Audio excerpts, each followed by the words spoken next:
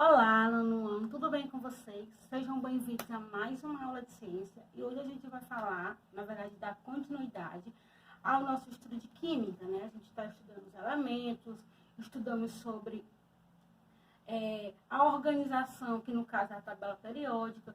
Na última aula a gente viu sobre equações químicas, né? Fórmulas químicas. A gente vai dar continuidade a esse assunto, certo? Então, para isso, pegue seu livro, junto aí comigo. Cadê? Na página 201, certo? Então, só revisando, gente, é muito importante, eu quero assim que vocês guardem no coração de vocês, porque é uma coisa que vai acompanhar vocês, ó, por muitos e muitos tempos, são as equações químicas, né, onde vocês vai sempre estar com vocês, né, no ensino médio inteiro, né, vocês estão agora iniciando essa vida pré-vestibular, né, já que vocês já vão para o primeiro ano no próximo ano, e aí vem o primeiro, segundo, terceiro, e o Enem, ele sempre vem questões de químicas voltadas para as equações químicas, no caso aqui, balanceamento químico, né, então, na última aula eu deixei para vocês uma tarefa, que foi na página 201.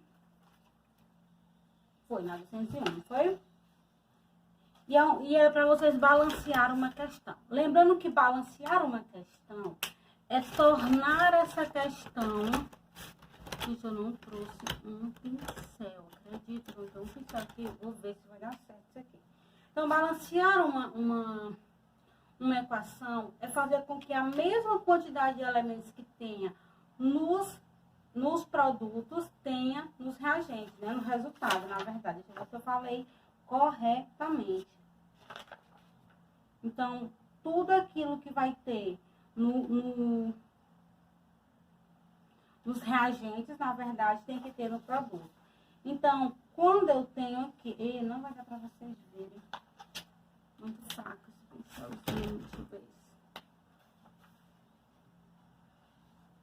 Também é fraco. E se eu botar a caneta para agora salto? Tá bom aqui. Vou usar outra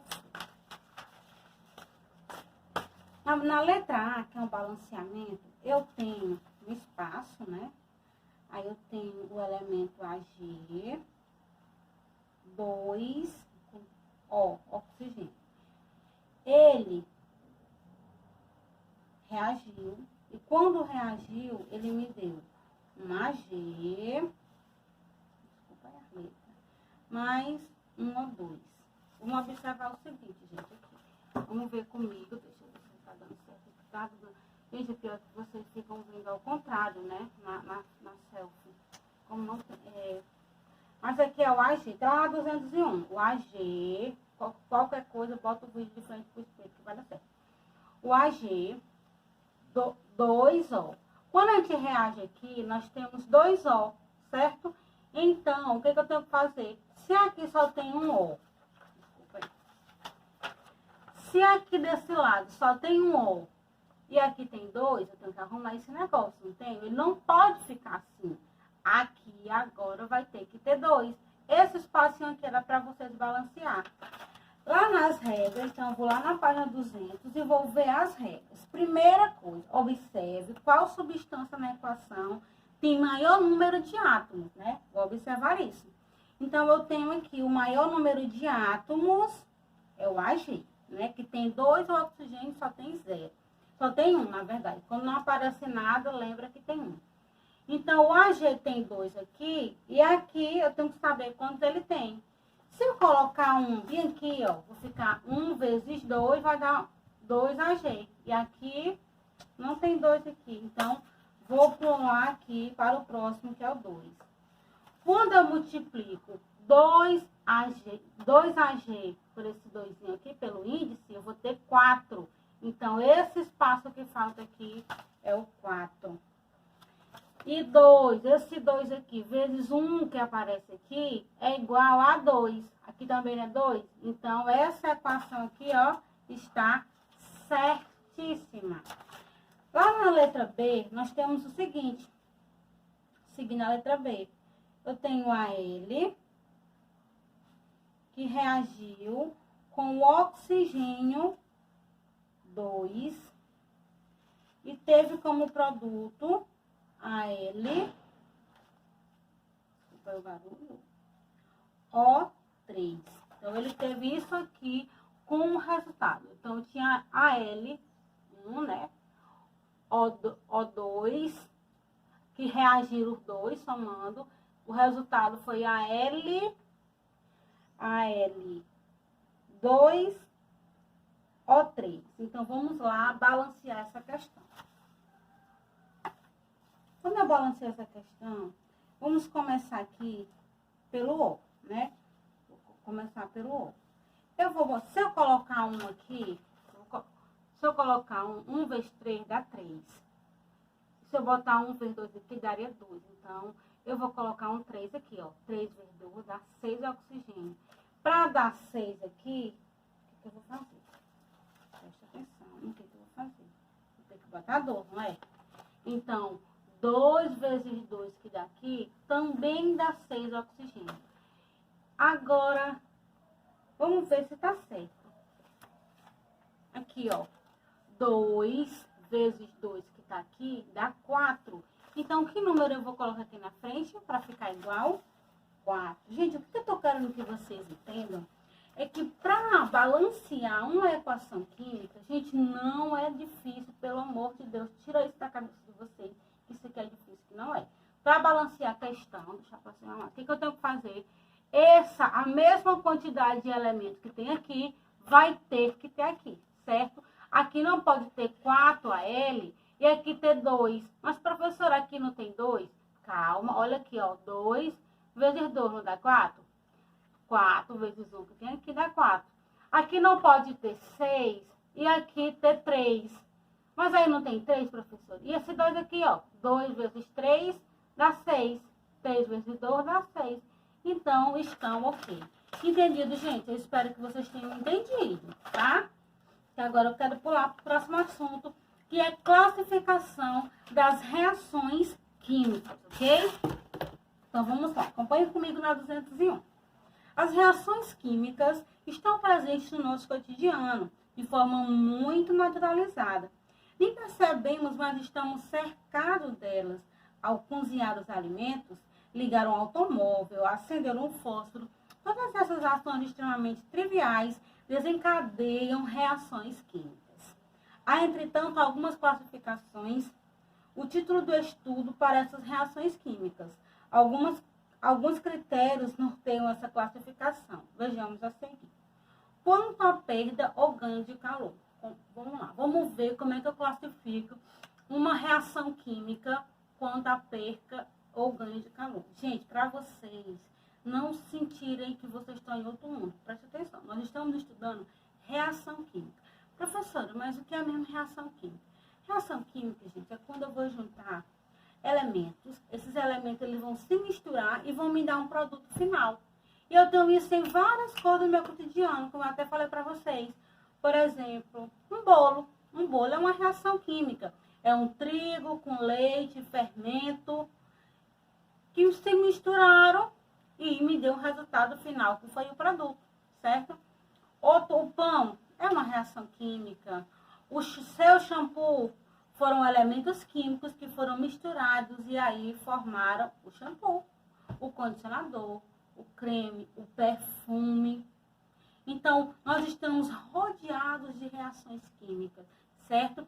Para que o meu telefone esteja ligado aqui, gravando, para que vocês consigam reproduzir, tá tendo várias reações. Várias. Primeiro que a bateria, para ela aguentar o meu celular ligado, já é várias reações químicas ali com a bateria, certo? A bateria em si, ela já tem várias reações químicas. Então, vamos lá. As reações podem ser exotérmicas ou podem ser endotérmicas. Elas são exotérmicas quando essas reações que ocorrem liberação de calor. Um exemplo, sabe o que é? Um exemplo é se tu pegar na sua casa bicarbonato de sódio, espreme o limão, bota ele dentro de um copo. Não. Espreme o limão dentro de um copo ou bota meio copo de vinagre e coloca ali 2 colheres de bicarbonato, 2 colheres de sobremesa. E pega no copo para te ver como ele vai esquentar. Então, quando a reação, ao ser misturada, sem ser necessário colocar na presença de fogo, ela esquenta, a temperatura aumenta, eu chamo ela de exotérmica. Agora, como essa que eu acabei de falar anteriormente do bolo, quando eu misturo trigo, leite, ovo, e aí eu pego na vasilha de boa, não esquentou nada. Isso que então ela tem outra classificação. Então, aqui na exotérmica, ele me deu o exemplo do carbono com o hidrogênio e o oxigênio. Que ao serem misturados com mais 2 oxigênios, ela me deu o quê? Ela me deu 6 átomos de carbono, mais 12 de oxigênio, mais 2 de mais água, que eu tenho um H2O, né? Mais calor, liberou calor, certo? Ao interpretarmos essa equação, vemos que a glicose, ao se combinar com 6 moléculas de oxigênio, libera 6 moléculas de dióxido de carbono e 6 moléculas de água e calor.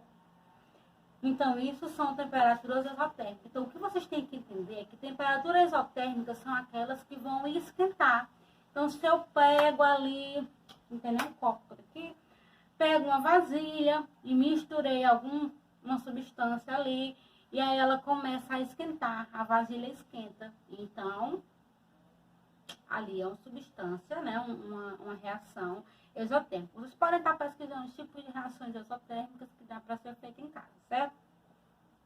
A próxima aí é a endotérmica, que são reações onde vai ocorrer a absorção de calor.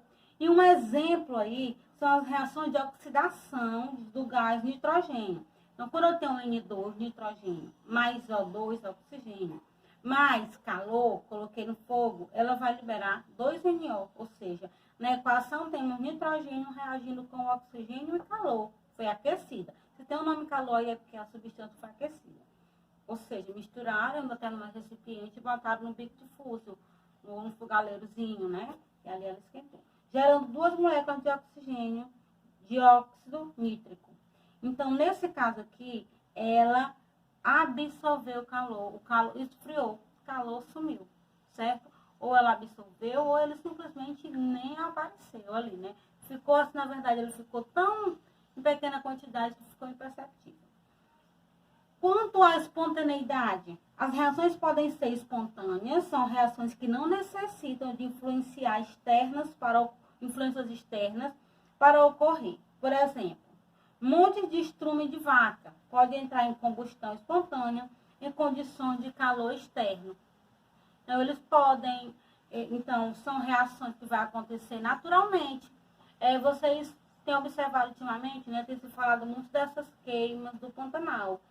Mas, naturalmente, muitos elementos ali presentes nessas florestas, eles podem queimar, entrar em combustão por efeitos naturais, né? Por uma descarga de elétrica, no caso de raios e tal, que teve ali, que caiu em determinado local. Então, ali pode queimar, certo? Mas o que tem acontecido são excessos de focos dessas queimadas, né? Então, elas podem acontecer espontaneamente. Eu quero que vocês entendam que as reações elas podem ser espontâneas quando elas acontecem naturalmente. E elas também podem ser não espontâneas, que são reações que necessitam da influência de um fator externo. Por exemplo, eletrólise, sobre a influência de corrente elétrica. Se eu pego 2 fios e vou encostar eles para ocorrer eletricidade. Então, aqui eu tive influência externa, certo? Quando eu ligo a lâmpada, vou lá, liguei a lâmpada acendeu. Tive uma influência externa, né, da corrente elétrica. Quanto à relação entre as substâncias reagentes e as substâncias produzidas, como é que elas podem ser? Síntese ou adição, que é quando 2 ou mais substâncias simples reagem, dando origem a uma única substância mais complexa. Então, quando eu tenho 2 substâncias, elas vão se juntar para formar uma bem mais complexa, né? E ela é chamada de adição exatamente porque foram duas substâncias que se uniram. Eu tenho aí o enxofre S, mais o ferro, né, Fe, que formaram o sulfeto ferroso. Depois eu tenho aí o carbono e o oxigênio, que juntos formaram o gás carbônico, CO2. Esse tipo de reação química também pode ser verificada em flashes fotográficos descartáveis e foguetes sinalizadores. Aqueles foguetes que parecem assim Gente, ele sai assim, ele não faz aquele pô, como tem aqui na política, né? Mas ele faz uma sinalização. Já sempre vejo em filme, eu nunca vi eles pessoalmente, não. É tipo uma bomba, tu solta ele, ele sai desesperado. Então, isso também é um exemplo de adição, né? É análise ou decomposição. Quando uma substância mais complexa se divide em duas ou mais substâncias simples, então, nesse caso aqui é o contrário. Eu tenho substâncias que elas vão, na reação, tornar-se mais simples. Então, eu tenho um brometo de prata. Ele é formado de quem? Da prata e do bromo, né? Então, os componentes que formam o brometo de prata quando eu consigo separar, né, quando eu consigo decompor, então eu posso classificá-los eles de acordo com suas substâncias, certo? A água é formada de quem? 2 átomos de hidrogênio com oxigênio. Então, H2O é formado de hidrogênio e oxigênio. Então, eu decompondo essa molécula aí, eu consigo entender de que ela é formada. A mesma coisa do sulfeto ferroso, né? FeS. Ele é formado de quê? De ferro, Fe, mais S, que é o sulfato. Então, aí eu estou decompondo a molécula, certo? Então, ela é adição quando eu tenho elementos que vão se unir e formar uma molécula mais complexa. E quando eu consigo, eu posso e devo, na verdade, decompor essa molécula de uma forma compreensível para que eu saiba de que aquela molécula foi formada. Se eu sei que o sulfato ferroso ele é FeS, então vamos decompor essa molécula e vamos entender que ela é formada de Fe, que é ferro, mais S, que é sulfato. O gás carbônico CO2, ele é formado de quem? Carbono mais 2 moléculas de oxigênio. Então, eu estou decompondo aí a molécula. Então, a decomposição, ela serve para me entender de quem está presente naquela molécula, quem são os elementos envolvidos, certo?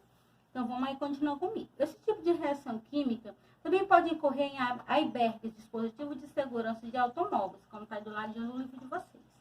Se você está rodado, eu no 202, tá? Quando acionados, momento em que ocorre a rápida decomposição dos compostos de sódio, Na, N3, originando N2, que faz...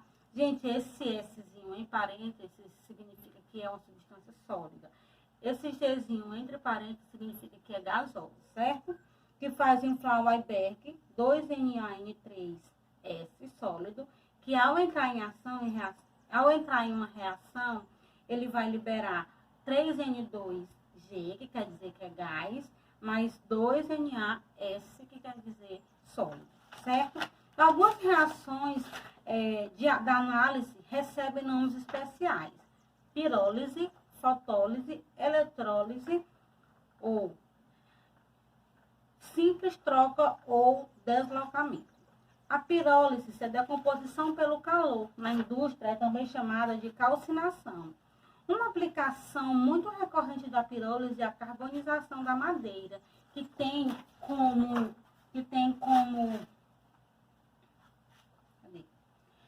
produto final o carvão vegetal, utilizado no fornecimento de energia em algumas indústrias.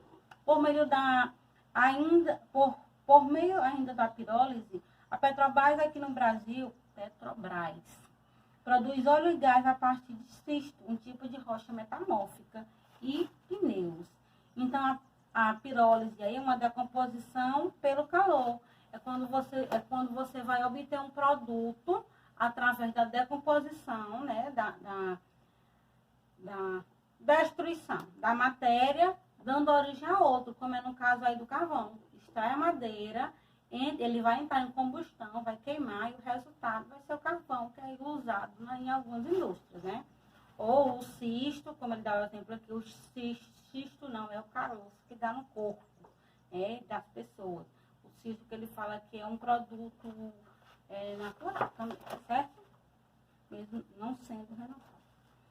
A fotólise é a decomposição pela luz. Toda vez que vocês verem, ouvirem e lerem alguma coisa referente a foto, significa luz, tá bom? Então, essa fotólise já tem que ficar aqui na cabecinha, ó, é alguma coisa que vai envolver luz. Como eu tô falando de decomposição, é uma decomposição pela luz. Então, a fotólise é uma decomposição pela luz. Um ótimo exemplo da fotólise é a fotossíntese, processo por meio do qual os vegetais transformam a luz em energia vital. A fotólise da água, que ocorre na fase clara, seria exatamente a reação mais importante desse processo. Mas de que forma isso acontece? A energia solar absorvida energiza elétrons de clorofila, que perde esses elétrons. A clorofila, então, recupera esses elétrons, retirando-os de moléculas de água. As moléculas de água, assim, decompõem-se em íons H+, ou seja, você tem H+, quer dizer que ele fez o quê? Do elétron. E átomos livres de oxigênio. E é exatamente esse processo de decomposição que chamamos de fotólise. É interessante como ele explica que a fotossíntese, né, diferente do que a gente entende antes no fundamental menor. Então, quando tem alguma interferência de luz, no caso aqui do Sol na fotossíntese, aí esse processo é fotólise, certo? A eletrólise, decomposição de passagem de corrente elétrica, ou melhor, transformação de energia elétrica em energia química. Eletrólise, que se tem elétron, na verdade, está se referindo à energia, certo? Se tem termo, a temperatura. Então, toda vez que tiver envolvimento de energia em uma reação, então ali é uma eletrólise, certo? Simples troca ou deslocamento é quando há uma substância simples que reage com uma substância composta, originando duas novas substâncias, uma simples e outra composta. Um exemplo é que eu tenho ferro com sulfato de cobre, né? Então, eu posso formar um sulfato de ferro e o cobre, né? Se eu tenho sulfato de cobre mais ferro, eu posso formar o sulfato de ferro e o cobre. Eu posso decompor, né? E dar origem a uma nova substância. Eu tenho um ferro mais ácido clorídrico. Posso formar quem? Cloreto ferroso e o hidrogênio, conforme está aí na 203. Então, o importante é quando você consegue trocar os elementos de lugar e dar origem a uma nova substância, deslocando. Esse tipo de reação química também pode ser observada no momento da introdução de uma lâmina de zinco em uma solução, que é para vocês fazerem em casa, de ácido clorídrico. Não dá porque ácido clorídrico é perigoso. Retira a frase. Em que ocorrerá a formação de cloreto de zinco e liberação de gás hidrogênio. Conforme está a equação ZnS mais 2HCl, que reagindo vai formar um ZnCl2 mais H2. E tem também a dupla troca. Vocês viram que apenas um trocou de lugar com o outro anteriormente, né? Agora, na dupla troca, é quando duas substâncias compostas reagem, trocando entre si seus componentes, dando origem a novas substâncias. Então, eu tenho aqui o cloreto de sódio, NaCl, mais o nitrato de prata. A prata, a Gn, mais NO, que é o nitrato, né? Então, eles reagiram. Então, o que é que eu tenho? Ficou nitrato de sódio, Na mais NO3, mais cloreto de prata, AgCl. Então, ambos trocaram. Todos eles trocaram de lugar e da origem a nova substância. Aqui tem o sulfeto de ferro mais o ácido clorídrico, que reagiram e formaram o cloreto de ferro e o sulfeto de hidrogênio.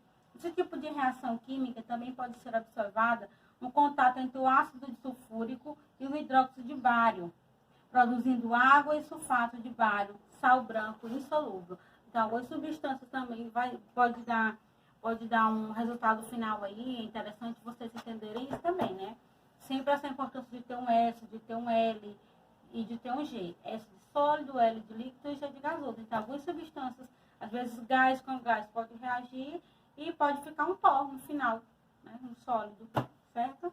Então, gente, é isso aí. ficamos por aqui, até para não encher a cabeça de vocês de muita informação. Caso eu não tenha alcançado o meu objetivo para que vocês entendam balancear e classificar as equações, tem vídeos que talvez vocês consigam adquirir um entendimento mais claro, né, melhor na internet. Então, não deixe de entender, viu? Não leve dúvidas para o túmulo de vocês, combinado? Então é isso, fiquem com Deus e até mais. Mas claro que você não pode deixar de fazer a tarefa na 204, né, meu amor? E 205. E até a próxima aula, na sala de aula, onde a gente vai estudar leis que reagem às reações químicas, ok? Então, até mais.